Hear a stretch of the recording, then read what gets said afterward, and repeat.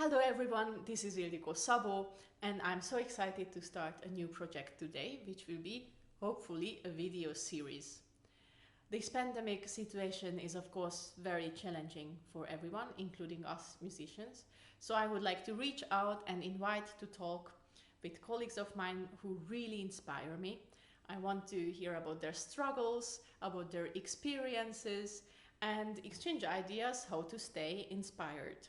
Please welcome my first guest, Julia Hagen. It's so nice to see you. Yes.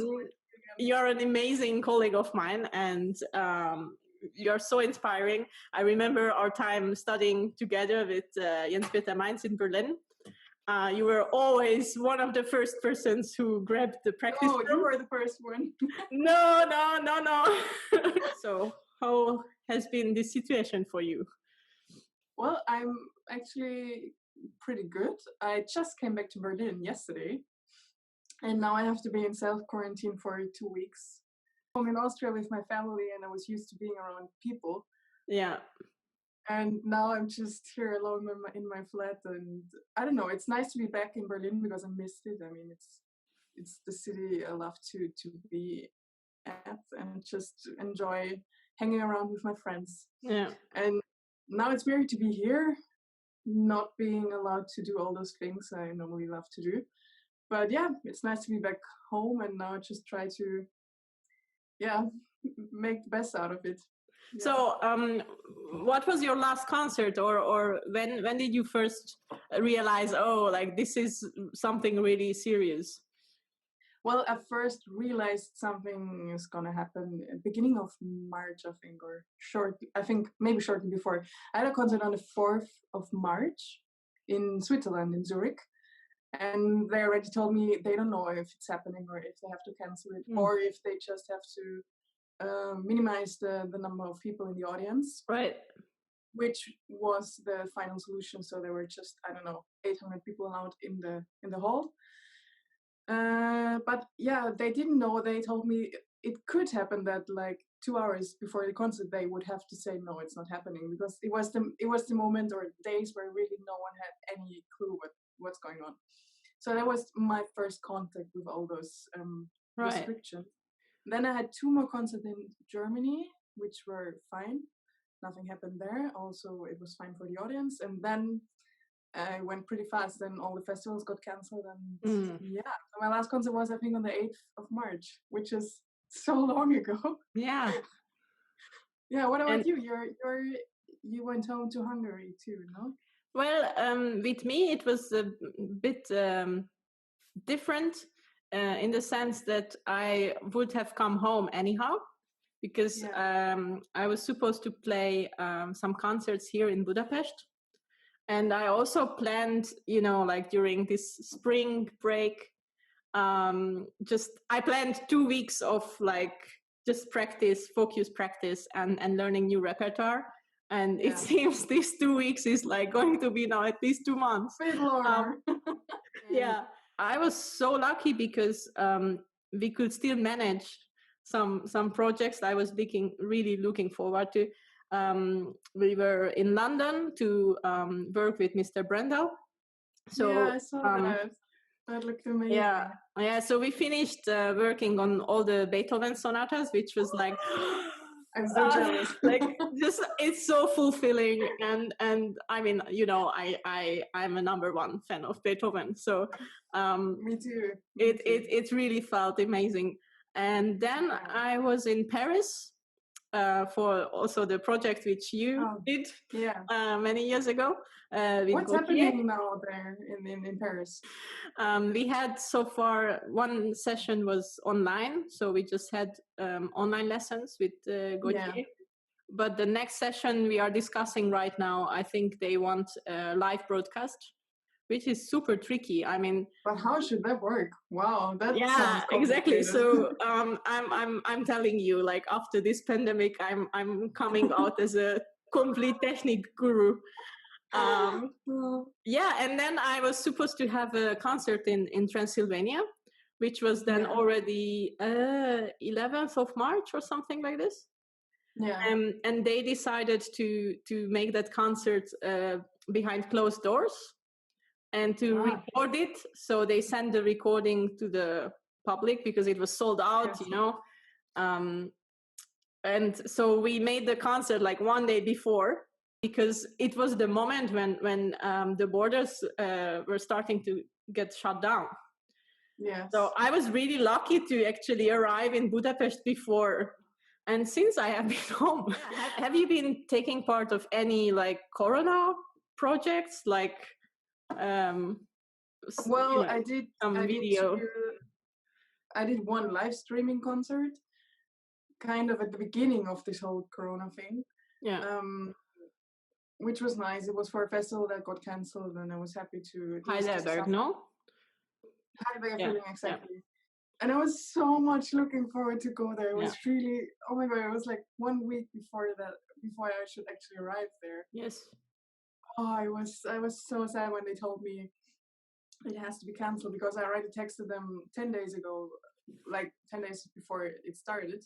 I asked, are you sure like it's happening, and what do you think? And they told me like, no, don't worry, we'll be fine. You know, we'll make it possible somehow. I don't know. Mm-hmm. And then I was so positive and happy that it will, that it's gonna happen. And then of course, I mean, everyone was expecting it, but it's still so, I don't know, so difficult to accept the fact when you get the news, no, sorry, it has to be cancelled. Yeah. Also now the concert in September or October is getting cancelled. I know, normally I already know for sure it's gonna be cancelled, but when you read the mail or you get the phone call, sorry to tell you, but we have to postpone it or it has to be cancelled, it's always so difficult to hear it. Somehow it was fine for me in the concert for the Heidelberger Frühling. It was fine because I was not alone. I played with a pianist, and I could with Igor Levit, let's say his name. I mean, come on, it's incredible. Great. Yeah, I was so honored, and it was so much fun, and that's why I could somehow relax and just enjoy, I mean, the possibility to play together, and that's why it was fine. And I did feel like there's energy, that we could create some energy and some atmosphere actually. And I also, I don't know, I heard that I think it's nice when you read the comments that people are so thankful, and they did kind of feel, of course it's not the same atmosphere like in a concert hall, but it was for them helpful in a way. But then I had to record a Bach suite alone, of course, and that was so difficult for me to concentrate and to be in the, I don't know, in the moment, and to just focus on the music. That was much more difficult. I don't know why, but then I also felt it was not live. It was just recorded, and it will be broadcasted later. Okay, so it's not a live thing. It's pre-recorded.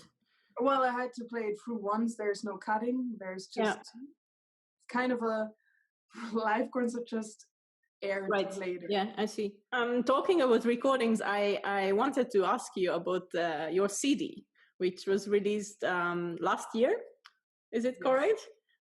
Is your first? I don't even know. Right? Last or 2 years ago, I'm not sure. In search of lost time, yes. I don't know for timing anymore. No, but okay. So, but it's your first CD, right? Yes. And it was my first. It was my first CD recording. I always loved to play the Brahms sonatas, and the Brahms E minor was kind of my first real sonata I learned when I was young. Right. And both pieces with nearly all my teachers. So with Latsko, with Schiff, then with Mainz. I studied them on many master classes. So I really I kind of played them all the time. And so it was absolutely clear that if I will record a CD, it's got to be the Brahms sonatas. And then I met Annika Treutler in Verbier. I think now it's 5 or 4 years ago. I'm not sure. Wow. With timing, as I said. And she also loves to play Brahms, and we really had a connection, both musically and on a personal level. Yes. And so it was never a discussion what should we record and if we both want to do that. So I kind of found the perfect partner for that. But that's amazing, because I really thought it's such a bold statement from a young musician to record a full Brahms program. So I think it's amazing and inspiring, and I recommend everyone to have a listen. But you were so young when you recorded your first CD, no? You were like what? Yeah, 14? I was 14. What? How old? I was 14. 14. Yeah. Oh my god. Yeah. Wow. Oh, I mean, it How was can you such an record, experience. how can you process I don't know. I can't imagine. When I was 14, I would have never been that professional to record a CD. It's incredible. Right. I remember that it was already challenging at a young age to put together a program which is enough for a CD. Yeah. And then to record them. So I learned so much from it. And I think because of that experience, I really, still today, I love to work in the studio. And yeah, I think it's just an amazing workshop, kind of like you really get to know yourself in every aspect. That's true. Yeah. Yeah, and I really both on stage and while you're recording, you learn so much about yourself. Yeah, absolutely. I find it so challenging for us, for young musicians, to somehow stay connected with our mentors, teachers, just the people you like to play for. Well, I must admit, when this whole Corona thing started, I played this 1 or 2 concerts, and I played for fun. I was at home in Salzburg, and I played some tours with my dad for fun. But when my teacher, Wolfgang Schmidt, or both teacher, yes, when he texted like he's giving online lessons, I was happy to hear that. But my very first reaction was, I cannot deal with that at the moment. I need some time off. I don't want to. I don't know. I don't want to practice. I just want to. If I feel like I want to play the cello, I want to play the cello, but not work. Yeah. I don't know if that makes sense. Of course. So now I just learned Hagen D major, for example, which I never did before. Horrible, but now is the time to do that. That's why I wanted to just play it for myself and not think of, okay, don't do a mistake there, don't do a mistake there. So now, I don't know, now it's been 6 weeks or something, and actually yesterday I was thinking, okay, now I will text my teacher to tell him I want to have some lessons, because now I'm at the point where I really miss it, and I want to learn, and I want to work on pieces again and not just play for fun. So I guess I needed this kind of break to I don't know, to realize when I'm really motivated again, and now it's the time. Did you have online lessons? Yes, I mean, I had. So one session was with Gauthier because of the Fondation. Yeah. And of course, like Wolfgang also sent me an email. I was so impressed by his optimism and by his drive to do and to really create and use this time as best as possible. And it almost made me feel like not worthy for kind of to have a mentor like this, because I was like, he is so motivated, and I'm like, I think it's really impolite to say like, oh, I don't want to have a lesson with you. I mean, if he's offering, of course it was nothing to do with him as a person. Yeah, I know what you mean. But and I don't also think it's impolite. It's just someone. I mean, we're all different. Some people needed to be active and productive, and some of us just needed a kind of break and some distance, which is fine too. So at the beginning, it was also like a kind of logistical problem. Like, I don't have scores with me, and I realized I miss my scores the most from my apartment in Berlin. I love my little library. So then I wrote Wolfgang, like, can you send me the score of Prokofiev Symphonia Concertante? Because I think it's a piece, like, it would really motivate me to practice. And then he was so nice and sent it to me. So actually we finished the piece last Saturday. What? You already finished the piece? Wow, now I really feel lazy. Wow, okay. Basically, he asked me the $1 million question of Corona times after this lesson. Okay, what's the question? So he was like, yeah, like you learned this piece really in record time, but what to do with it now? No, but it's good that you learned it, because you also need time for those pieces to learn. I think I could have learned it so much quicker if I would have had a, like a real deadline. I think for artists, like deadlines are one of the most inspiring things. For me too, it's horrible to admit, but I can practice the best when I know there's a deadline I have to really follow. Yeah. I don't know. That's why I think I'm not that productive now, because I don't have a deadline at all, and I just have so much time, and I don't know. I always need somehow the stress to really practice. Yeah, stress is amazing. Now. No, I mean, it's so good to not be stressed now at all. It's so healthy. I think it's so also good for me now to just kind of recover. Right. But that's why as I said, I'm not productive. I would have never learned now Prokofiev. Never. Both our fathers are cellists as well. Yes. How was it for you? Like, did you actually start playing the cello because of your father, or? No, I started to play the cello because I have two older siblings, and they already played piano and violin. And I don't know, I remembered when we played hide and seek, I was hiding in the cello case of my dad. Mm. And that's why, it's such a stupid reason, but that's why I actually wanted to learn to play the cello.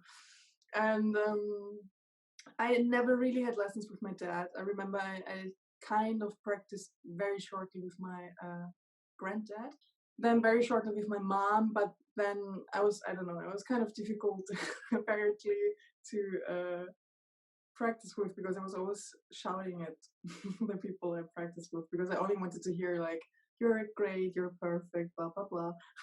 Right. That's why in the end I kind of practiced alone. It was never a problem that my dad is a famous cellist, I guess. Yeah. And because he always let me do my things, my stuff, and yeah, he was never telling me what to do. He always let me do what I wanted to.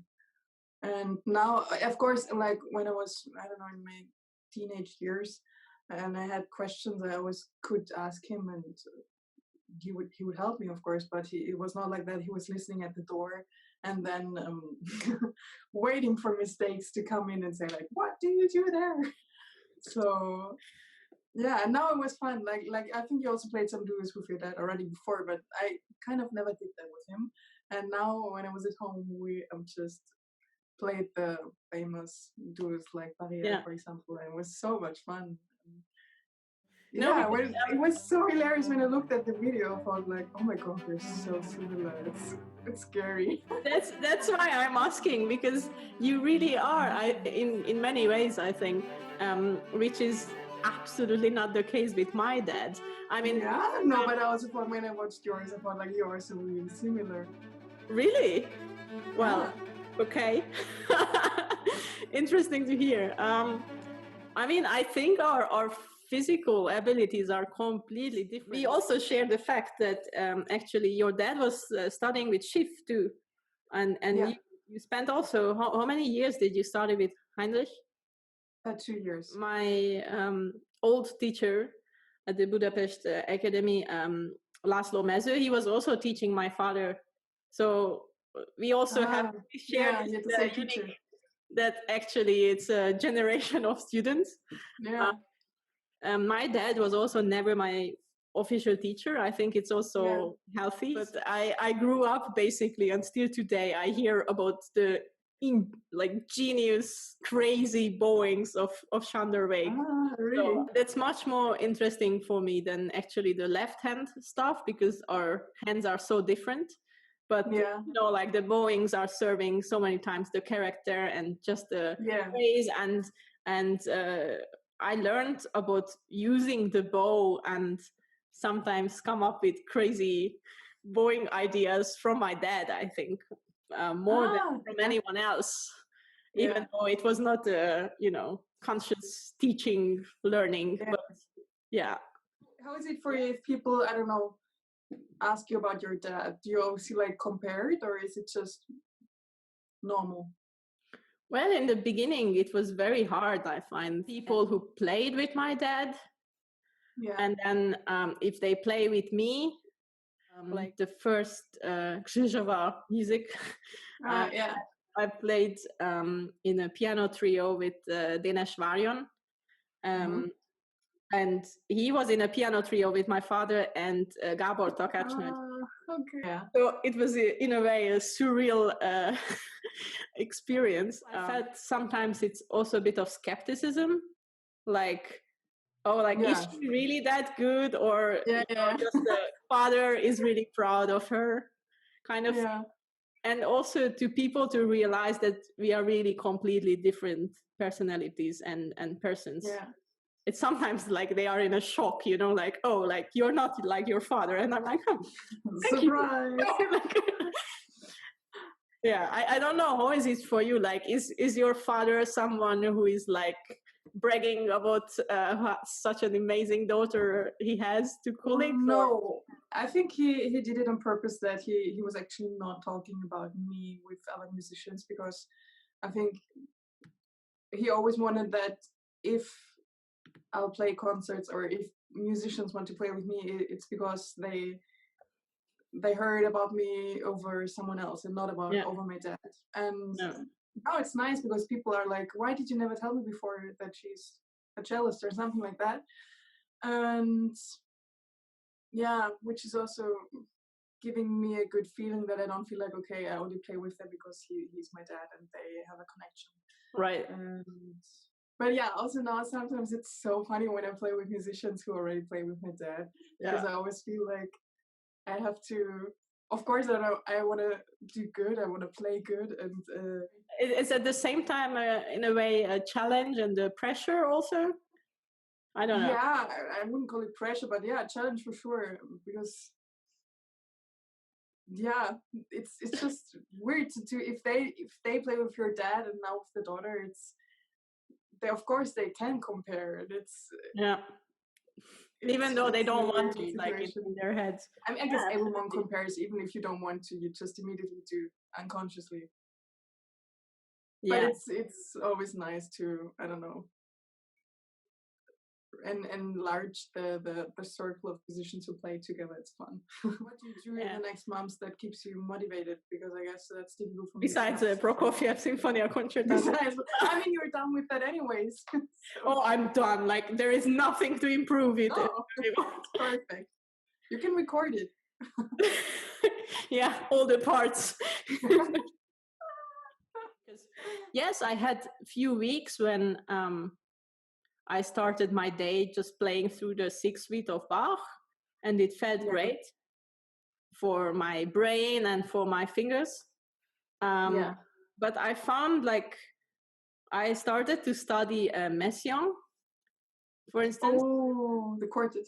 Yes, and it's just really is at the moment a piece which gives me real comfort somehow. I do listen to a lot of music. They are not live streams because somehow I can't concentrate, but I did discover, like, a lot of pieces or just ideas, like expanding my head, like of different combinations of pieces, which could be great then for eventually a future concert. Whenever that will be. Yeah, exactly. So, but do you also listen to non-classical music, or do you just get inspired by? Well, I have to admit, so a few weeks ago, I started to have online salsa lessons. I saw that. So I have so cool. Yeah, I have been listening to a lot of Latin American music, actually. Nice. Because of that. And tell me, how is it working? Like, do you have regularly dance lessons now online? How is it? Is it every week? How do you? Yeah, but it's also something which gives a kind of structure a week. Like it's great if I can manage with Wolfgang to have like lesson like on a specific day. So there is like a small goal to look forward to and to work. And it's the same with like little things like this. So I had the salsa lesson every Friday from 9:30. Like it's like, you know, it's something going to happen and I can count on it. Do you think it's a thing that you will keep when the normal life is, I don't know, happening again? Like to also find time for those things? Because I remember like in February or March, it was so stressful that I never did things that would make me, I don't know, balanced.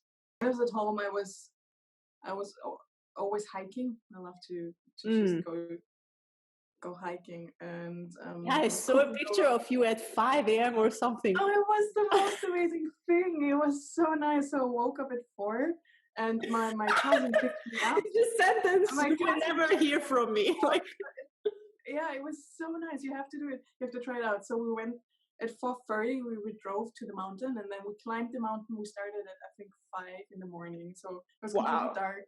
I went with my, how to say, Taschenlampe, like. Oh dear, don't put me in such a spot. You know what I mean. So I had the light, and I climbed up the mountain in the dark, and then we sat there at, I think 5. A torch it is. Torch. Yeah. So we arrived at the top of the mountain at 5:40 or something, and then when the sun is just rising, it's the most beautiful thing ever. So anyone who hasn't climbed the mountain in the dark, you should try that out. It's the best. So yeah, I just listened to Strauss Alpen Symphony, and that's fine for me. Oh, you would love it. You would really love it. Okay, we have to do that together once. It's so beautiful. Really. Okay. Well, and then I love to, I don't know, I love to cook, I love to read, I love to I also love to do nothing. Quotation from Mozart, from his diary. And I think another one. Yeah, nothing happened. Also nice. Like, yeah, exactly. I don't know. Isn't it good sometimes to just sit in the garden and just do nothing and just look at the sky and enjoy, I don't know, enjoy doing nothing. Right. Going back to studying together in Berlin, it was at the beginning really hard for me that I don't have anymore an institution to go to. Yeah. Oh, yeah. It was so obvious that you have to go early in the morning to get a practice room. Yes. So, yeah, and then basically we spent all our day there. I remember we both were kind of the whole day at Ildiko. Exactly. Like with many breaks at Josef's for sure, very important, but I was there from, let's say, from, I don't know, 9:30 till 8, or I don't know. Yeah. It was really pretty long. And now when I have to practice at home in my flat, I needed some weeks to get used to that. Yeah, me too. Because of that experience, now it's also slightly easier, or it's not that new to me to stay at home and you know, do have a structure of my days during these times. I think if I would be still going every day to Ildiko, and then now is coronavirus happening, that would have been a much more drastic. Yes. When I'm at home and I have to practice here, I don't really like it because I always practice with total mute. Right. Yeah, and I don't start before. I'm quite a lazy person now. What? That's what I wanted to hear. Like that, Julia Hagen is an early bird still and starting to practice at 8 a.m. No, but the good thing was that the good thing at Ildiko was I had to get this holy room 51 because you couldn't get kicked out, so I had to be the first one, right? And now in my flat, I don't have to be at all early. I can start whenever I want. It can also be like noon, or I don't know, whenever I want to, because I don't have to be the first one, and I can practice. That's, I guess, the problem, because I never ever start before 10. But that's healthy. I mean, it's great. I mean, I also had to learn that, to accept that my most productive time is in the afternoon and late evening. Yeah. And well, I had to accept that I just need many breaks. Like I do maximum from 10 to 12, then I have 2 hours of break, and then I guess from, let's say, 2 to 3:30, then a break again, and then 1 hour. The institution meant also a certain structure to our days. And you said we had many pauses in the cafeteria. But I think those pauses were also, they were important because it was an exchange. Like we talked about our concerns and problems and pieces and whatsoever. But I think we also talked about non-musical things, and which is also so important for me. Like we had an exchange about all the topics, not just musically. And of course, it was super helpful for me when I had a question and you could help me, for example, or if we all prepare for a competition and we could help each other with the commissionary piece. Yes. Like that was so helpful, but I always enjoyed the most, I guess, the time where we just sat outside at Joseph's and did not speak about music. That sounds weird, but I guess I can learn so much from people just about listening who they are and what inspires them, what keeps them going. And so that time to talk to people about anything, I don't know, is really helpful. It sounds strange actually, but but no, I absolutely agree. And it's so important to reach out and keep those conversations, because these conversations give me then ideas and keep me, and feelings and emotion. I don't know, you receive energy, I guess, if you talk and be with people, and I guess I need that energy to make music. So if I don't have that, it's not so easy to give that. Yeah, I absolutely agree. I wish everything goes best in your quarantine now in Berlin. If you ever feel too separated or isolated, don't hesitate. I'll call you. Yes, let's. Yes, we could we'll drink online. Can I say that? I think you contribute so much to the younger cello generation, and I mean you contribute so much for diversity and characteristics of different performers.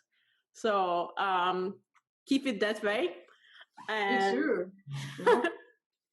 And let's talk soon and stay healthy. Yes. You too. Okay. Thanks to Hungary. Yes. Yes. Mach's gut.